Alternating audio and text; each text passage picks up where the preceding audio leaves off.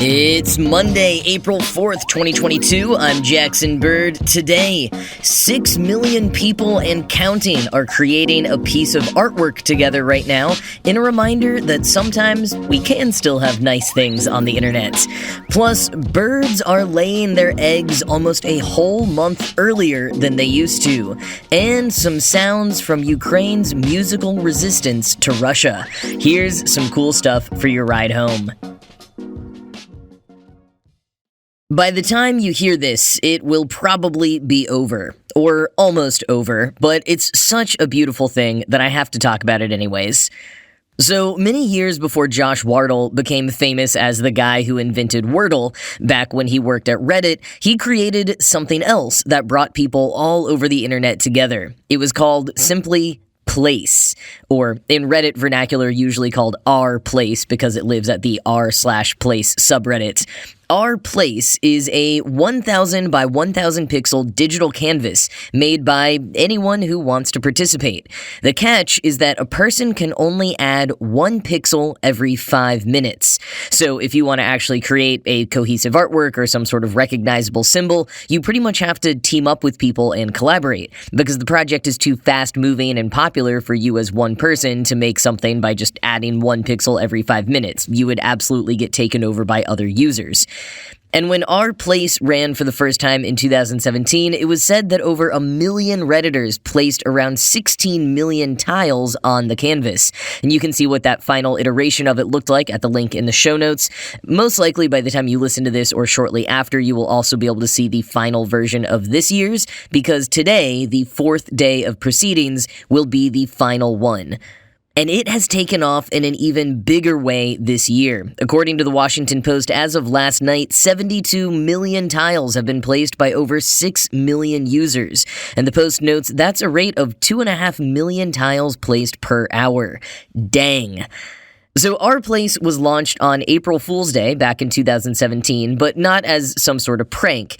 As Reddit explained in their announcement that the supremely popular experiment would be returning again this year, quote, "We've always taken a different path and used April Fool's Day as an opportunity to test new ideas and systems and connect with users.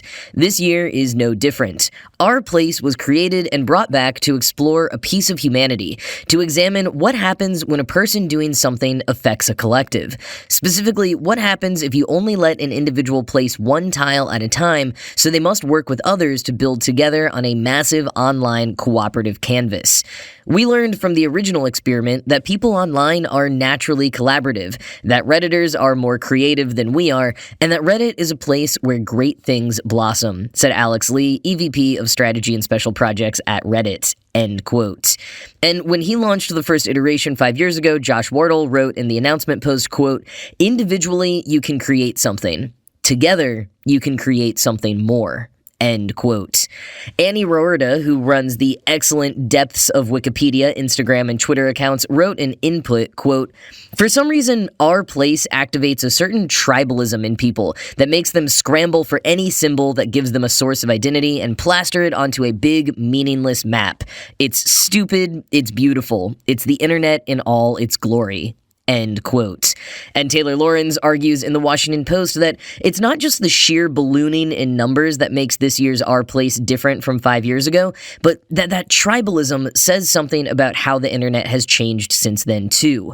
Lorenz points out that online platforms and communities, while having grown in size and number, are much more fragmented than they used to be. A lot of people who turned to online communities during the pandemic, for example, opted for closed or private ones. Quoting Lorenz, "But that trend towards groups and more contained social experiences online can also leave people craving engagement with the masses. Place has turned into Reddit's de facto public square for the past few days." Brian Lynch, a lawyer and Reddit moderator in San Diego, said, "Even though the internet is going through this fracturing with communities, I think that these groups are still looking for that central town hall or that central space," he said. It's notable that Place has never been about all users working together, but more of a space for communities to exert their influence. Eugene Wei, a tech entrepreneur in San Francisco, sees Place as the perfect metaphor for the modern internet, where individuals' power to shape discourse or exert influence online is only as strong as the collective they're a part of. The hope of the internet was that it would connect humanity in a way that would allow everyone to coordinate and build things at scale. But in reality, while massive networks of bubbles and groups sometimes form alliances to create, they also compete and fight. Maybe the disappointment of the internet is that there aren't more examples people can point to of large-scale human coordination to create something, Wei said, end quote.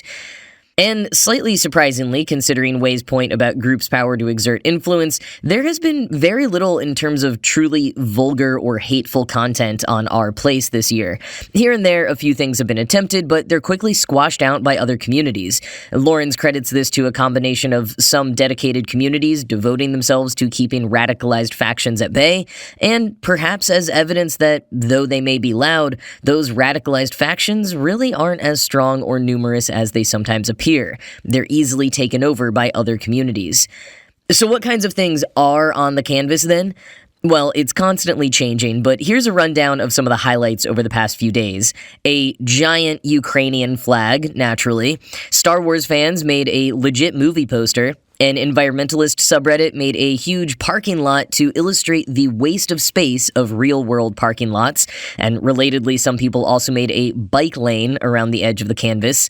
There has been ample use of the F-word from certain subreddits declaring their positions. There was an anti-NFT one, and then, I love this, quoting from Roberta again, "When a curse word emerged near the University of Michigan Block M logo, some worried that it was coming from longtime rival Ohio State University.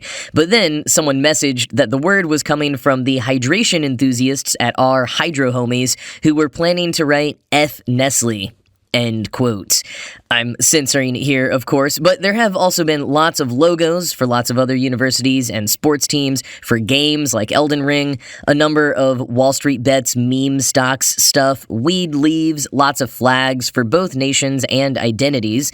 Another great example of how communities' plans don't always go exactly as planned from Werda, quote, "A Canadian maple leaf sprouted odd fingers, and there's a slightly misshapen Rubik's Cube with a game of tic-tac-toe, and when a long stripe in the colors of the German flag intersected with a long stripe in the colors of the Pride flag, Redditors joked that there was a serious battle between the Germans and the gays," end quote. And one of my favorites is from earlier today. Some folks successfully created a functioning QR code that led to "Never Gonna Give You Up," because of course it did. Seriously impressive, though, to get that QR code right.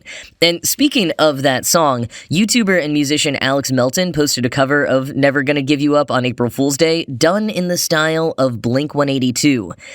I only recently discovered Alex Melton, but I'm a big fan so far. He does pop-punk covers of songs like Montero, Wonderwall, 1,000 Miles, basically any non-pop-punk hit you can think of, and he additionally does country covers of pop-punk or emo songs.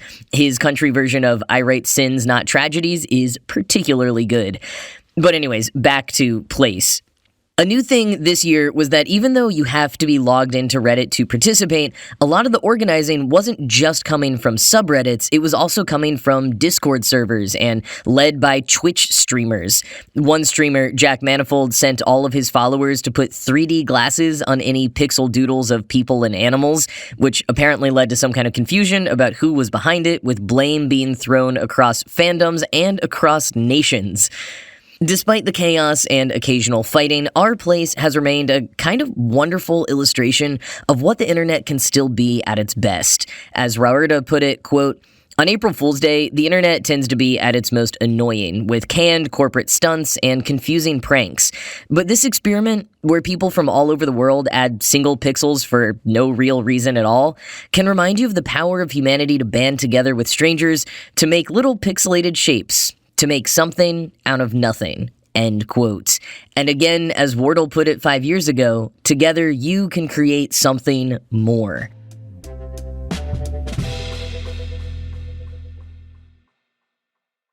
Birds in the upper Midwest of the United States are apparently laying their eggs a month earlier than they used to. And surprise, surprise, the climate crisis is once again to blame. So this finding is based on research published in the Journal of Animal Ecology last month, and is likely happening in other places too, but this particular study was based out of Chicago, and it followed 72 species of birds in the upper Midwest region and compared present findings to a collection of close to 60,000 eggshells housed by the Field Museum dating back as far as the 1870s. The vast majority of those eggshells actually date to before 1920 because after that, collecting eggs apparently wasn't as in vogue. But the researchers also referenced bird nesting observations that were taken during two periods from 1880 to 1920 and from 1990 to 2015. And using all of that data, the study found that for a variety of bird species in the area, the average egg-laying date moved up by 25.1 days, nearly a whole month compared with the turn of the 20th century. Quoting the Washington Post, "The animals studied aren't just early birds, they are sensitive to climatic shifts. The researchers found that small changes in temperature, approximated using carbon dioxide data from over the years, affected birds' laying patterns. Climate change has shifted seasonal rhythms of animals and plants, which affects everything from bird food to bird habitats, and can place birds in competition with one another for insects and other food sources. The earlier and warmer springs that accompany human-caused climate change can effectively strand birds that are born earlier than their traditional food sources." End quote. And lead author John Bates told the Chicago Sun-Times, quote, "Insect numbers have been shown to be declining too, although again, it's hard to have good data on what each species of insect is doing, and insects in turn are responding to plant leaf out, so that's also something that's moving forward in time." End quote. The combination of archival data with modern observations was a unique part of the study which the researchers say is a vital one to understanding and perhaps predicting other effects of human-driven environmental change. Something we apparently really need to pay attention to so that we can attempt to mitigate any further changes that may be coming.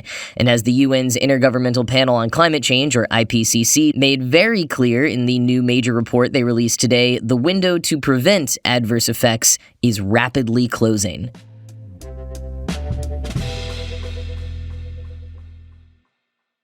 So I didn't tune into the Grammys last night. Apparently there weren't any on-stage smackdowns, but one powerful moment was a virtual appearance by Ukrainian President Volodymyr Zelensky. The president used the opportunity to urge the nearly 9 million viewers to support Ukraine however they can, and also to encourage them to remember the power of music. He said in part, quote, "Our musicians wear body armor instead of tuxedos. They sing to the wounded in hospitals, even to those who can't hear them, but the music will break through anyway. We defend our freedom to live, to love, to sound. On our land, we are fighting Russia, which brings horrible silence with its bombs, the dead silence. Fill the silence with your music. Fill it today to tell our story. Tell the truth about this war on your social networks, on TV. Support us in any way you can. Any, but not silence." End quote. And in that vein, Vice today highlighted a few songs that have been particularly popular among Ukrainians right now, either newly written or appreciated in new light. One, by Taras Borovak, is called Bayraktar and is named after the Turkish-made Bayraktar TB2 drone that the Ukrainian military has been using against Russian forces. Vice explains that the song, which has been going viral in Ukraine, mocks Russia, and videos of the song are often accompanied by footage of Bayraktar's actual strikes.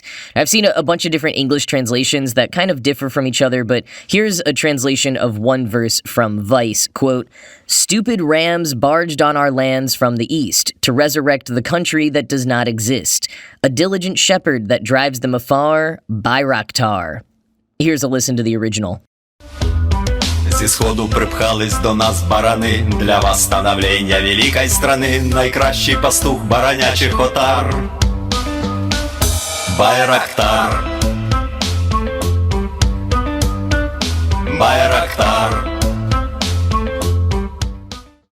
As Vice points out, it's common for militaries to record songs in wartime for propaganda purposes, and for similar songs to emerge or become popular again from civilians. A number of Ukrainians and supporters from around the world have been remixing traditional Ukrainian folk songs, which are being amplified and shared by the Ukrainian military on their official social media accounts. One such video, produced by a South African musician, remixes the singing of a folk song by Andriy Klavnuk, who is himself a musician, the lead singer of the Ukrainian Ukrainian band Boombox. He left the tour he was doing of the USA to join the Ukrainian military effort and is shown in a video singing on the streets of Ukraine in uniform with a gun strapped to his chest. And this particular remix, which Klivnook did give permission for, is really good. Here's a listen.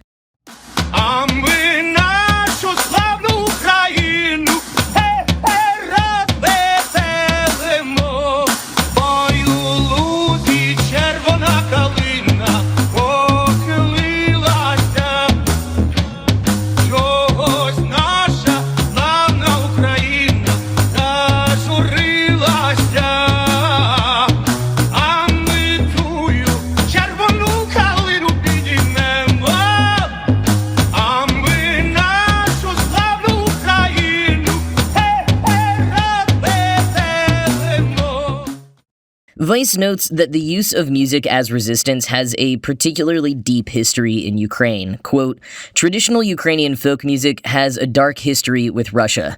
In the 1930s, as part of an attempt to purge Ukraine of its culture, the Soviet Union carried out a purge of Ukrainian minstrels. There's a monument to the dead musicians in Kharkiv, and traditional Ukrainian music has become a powerful symbol of resistance to Russian aggression. End quote. And knowing that context makes these songs even more powerful and emotional to listen to. I definitely recommend checking out the article in the show notes for more. Listen to them, learn about them, share them. As President Zelensky said at the Grammys last night, support in any way you can, but not with silence.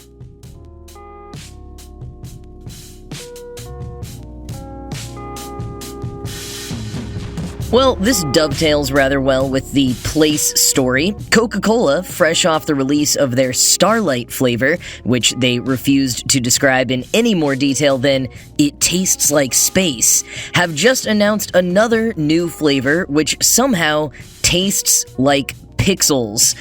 Yes, pixels. It's called Byte, B-Y-T-E, and quoting Coke's press release, it brings the flavor of pixels to life in a beverage that transcends both the digital and physical realms, end quote.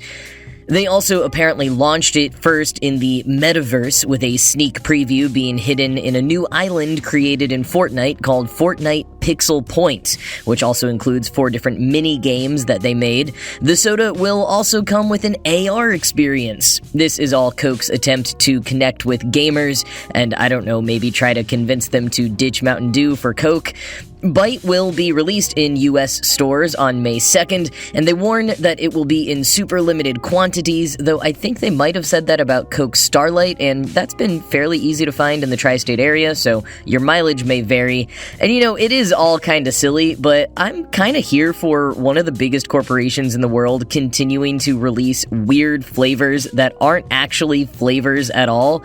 Very goofy and chaotic vibes. I'm into it. But that is it from me for today. This show was produced by Ride Home Media. I'm Jackson Bird, and I'll talk to you again tomorrow.